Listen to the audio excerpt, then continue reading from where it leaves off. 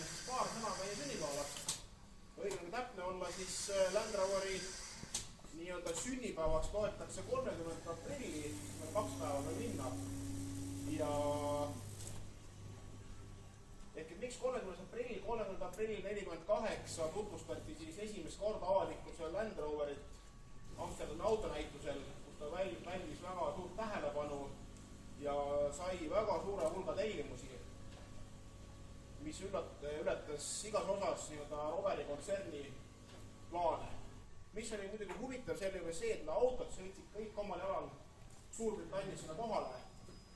Ja hea uudis on see, et üks neist 3 autost leiti hiljuti uuesti ülesse ja on praegu siis Land Roveri tehase spetsialisti hoole all renoveerimisel. Üks pre-production masin on täiesti olemas ja leitud. Nii et loodetavasti võib lähitulevikus näha seda masinat oma endisaal siirduses. Et Land Rover ponnistab väga tugevalt selle masina taastamisse. Aga 70 aastat. 70 aastat on väga soliidne iga. Väga soliidne iga on ka Land Roveri jaoks. Ja huvitav ajaloo vingerpuss on nüüd see, et juba mitmed aastad on Land Rover kuulunud Tata Motorsile, mis on India firma ehk siis omandisuhani jõudnud endisesse Briti impeeriumi kolooniasse otsaga tagasi.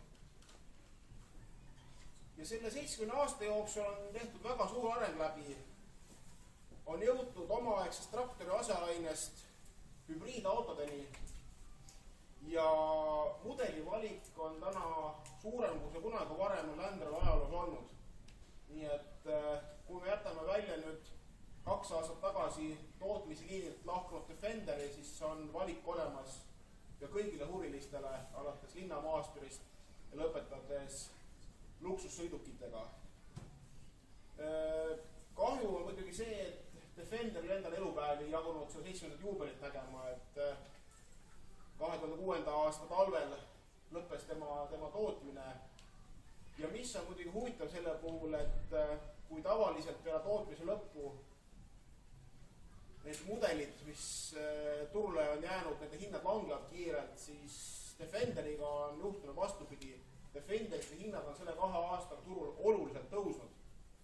Ja tihtipeale on nii, et mõne kalli mudeli hind on sarnane uuesti puhast vastutud masinaga. Et ta rikub igast pidi nii-öelda autoturu reegleid ja näite veel kord tegu on väga võimeka legendiga.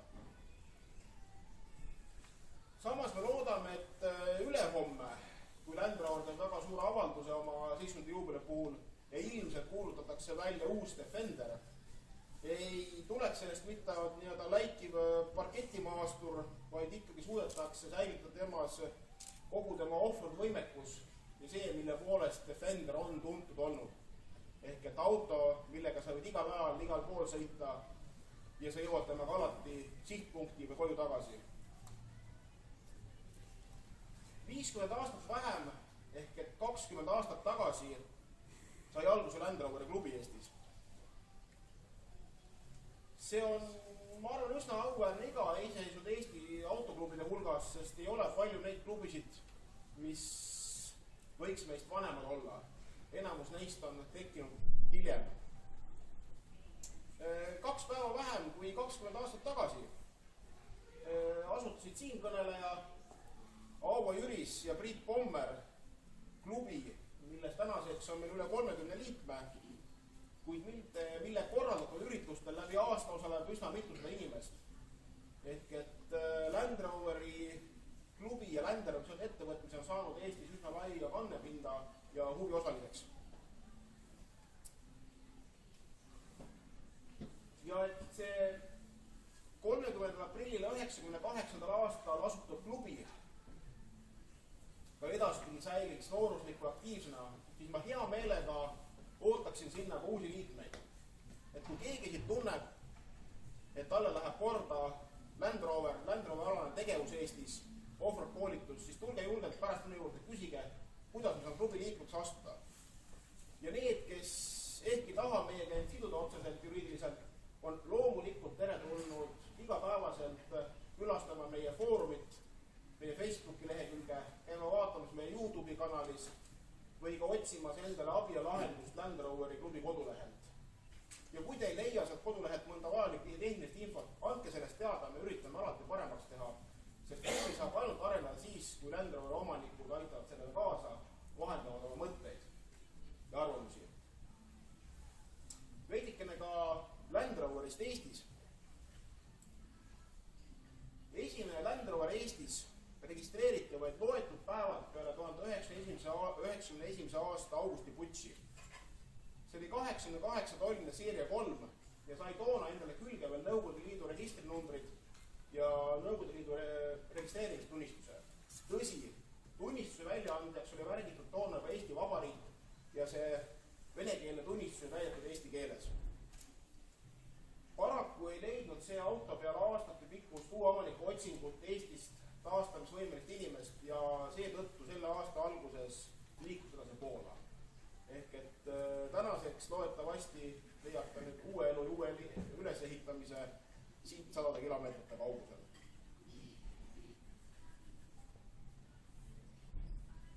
Uutest Land Roveritest Eestis. Esimene päris uus Land Rover Defender tuli Eestisse aastas 1994 ja sai selle endale Piirivalveamet. See auto teenis pikalt Eesti Vabariiki, müüdi maha ja oli ka eraomanduses. Kahjuks tänaseks seda autot enam meie hulgas ei ole. Aga juba järgneval 95. aastal hankis Päästeamet endale 110-toolist Defenderi. See auto oli väga pikalt erinevate Päästeameti üksuste käes ja tänaseks on ta õnnelikult jõudnud eraomandusse, kus ta taastatakse. Nii et ka see masin loetavasti peagi on kaunistamas meie tänavapilti oma endises uhkuses. Kõige vanemad Land Roverid, mis praegu Eestis on, pärinevad 1950. aastatest. Nendeks on üks 7-tolline pickup ja Land Roveri tuletõrjeauto, mis on klubi omanduses ja mille taastamine peaks loetavasti järgmisel aastal uue hooga edasi minema.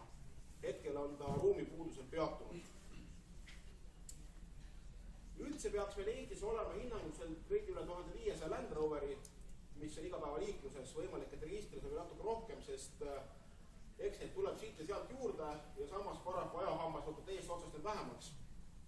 Eriti on viimasel ajal ajahammas hakanud peale just esimese teise põlvkonna Discoveritele, mille hulk meie liikluses just tänu intensiivsele korrosioonile on vähenemas. Et see sõidukite arv võiks see olla selles suurusjärgus. Selleks, et uusi Land Roverid Eestis juurde tuleks, on hoolitsenud Eestis erinevad Land Roveri müügiesindused.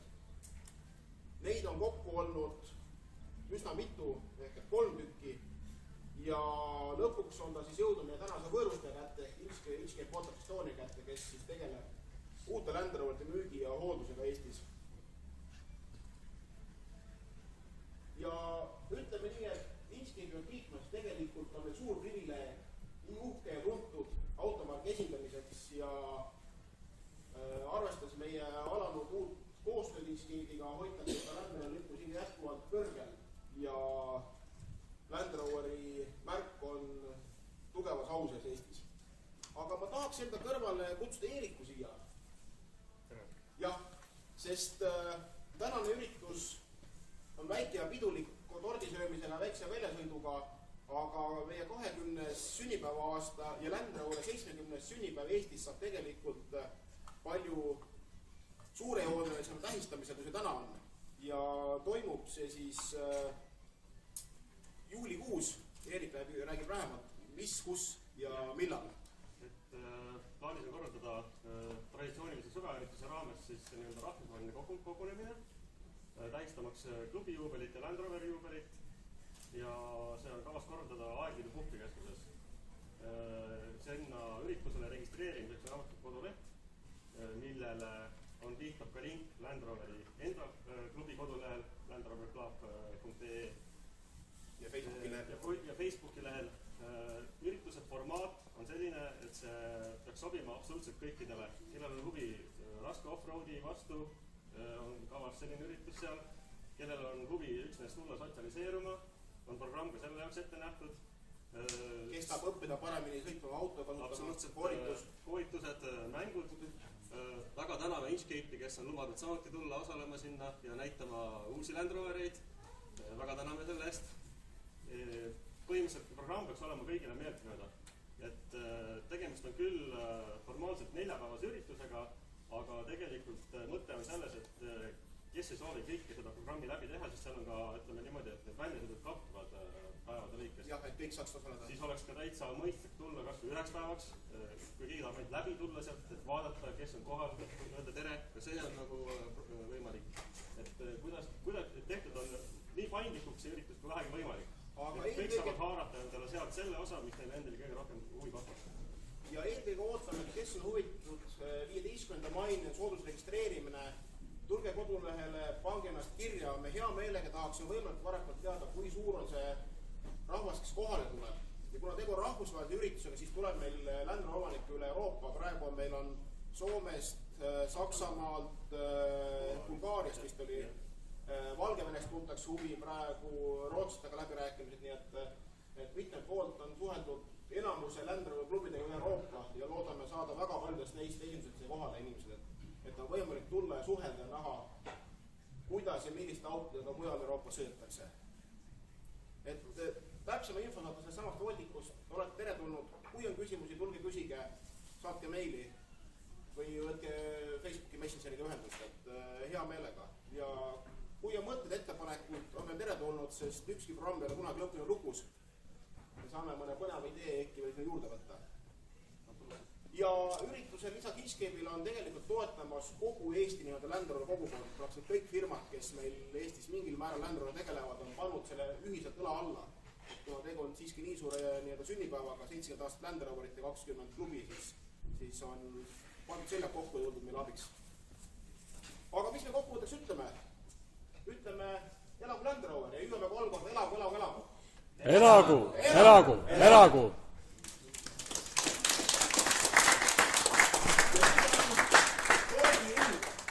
Olge head. Kiluvõile või ikka? Millest kiluvõile, kui me kord? See aasta Land Roverile seda, et 70 aastat on täis, ikkagi tehas tõesti juba on tähistamas selle sama Defenderiga.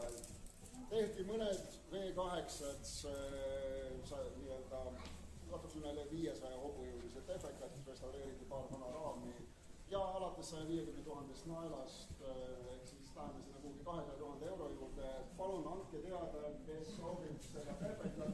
Ma hea meelega hakkan seda väga ajama.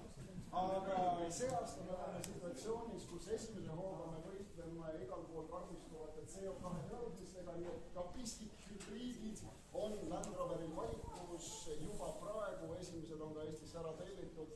Range Roverid, Range Rover Spordid ja on suutelised siis särtsuga kaasa aitama 50 kilomeetri raadiuses autonoomselt, aga muidu siis 400 hobujõuline bensiini ja elektrikooslus, mida saab kodus stepslist laadida ja kui läheneda väga statistiliselt, siis saame kütusekulu numbri 2,8 liitri peale ja CO2 heitmed 60 peale, mis Eesti seadusordluse kohaselt ei tähenda teile mitte midagi, aga teil on võimalik olla kõige esimese pistikhübriidi tüüpi autoga Land Roveri poole pealt ja ringi sõita. Ja ülima luksuse poole pealt see aasta on sügisel isegi väikene lootus, et ka meie teedele ei jõua üks 900 toodetavast SV kupeest.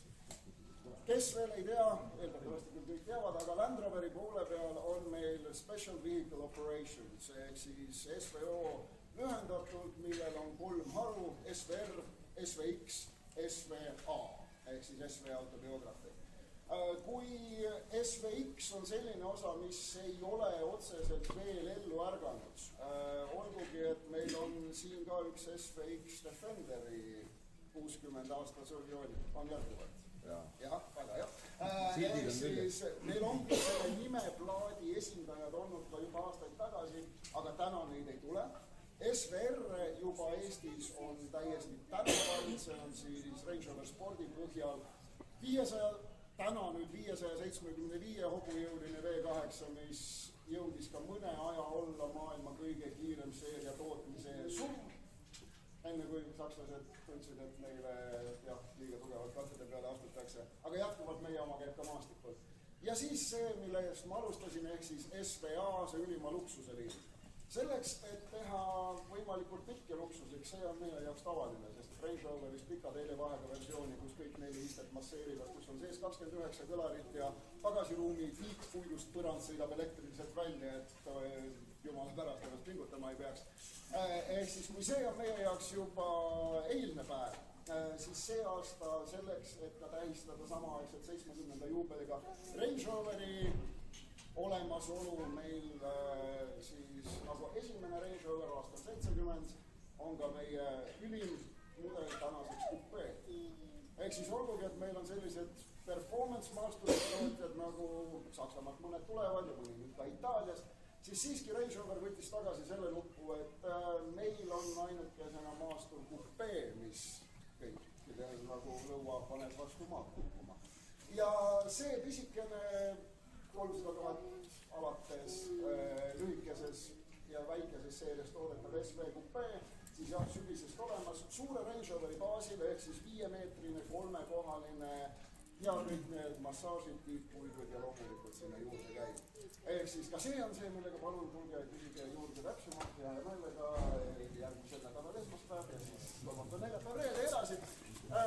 Meil tänaseks päevaks tõesti proovisõiduautode fliit on hea. Kui Land Roveril on täna tootmises ja müügis Range Roveri poole pealt Evoque, Velar, Range Rover Sport, Range Rover ja Discovery poolt Discovery Sport, Discovery, siis need kõik mudelid on ka meil proovisõiduks olemas. Täna saalis on valdav osa näha, ehk siis suur Disco, Disco Sport, Evoque ja Velar on toas, suur Range ja Range Rover Sport 2018 aasta on nõues, uksed lahti, jõuab veel läbi käia, natukene logistada enne, kui te metsa lähete. Kahjuks need autod täna metsa kaasa ei tule, aga nemad on seal siis sellel päeval, kui on see suur üritus. Seega, ega põhimõtteliselt ongi. Mina olen Märt, Tauno on ka siin all täna ringi jooksmas 2 rindel. Meie oleksime need inimesed, kes julgelt pöörduge, esitage uute autode kohta küsimusi. Kui on, mina olen selles ringluses olnud nüüd natuke üle 10 aasta, et kui teie auto on tugevalt vanem kui 10 aastat, siis kindlasti Kristjan on pädevam vastama esimese hooga, mis ja kuidas seal nupud töötavad, aga kui auto on jah 2007 üles ja teil on mõni küsimus, kuidas mingi nupp töötab, mida ta teeb, siis julgelt vastuga ringi üritan abiks olla. Ja uus Land Rover, olgugi, et võrreldes sellega, mis ta oli 48, 70, 88 või kas või 2002 või 2007, ehk siis on tänaseks päevaks hoopis teine ettevõte. Ta on hoopis teise, sest meie tänapäeva maailm on lihtsalt selline.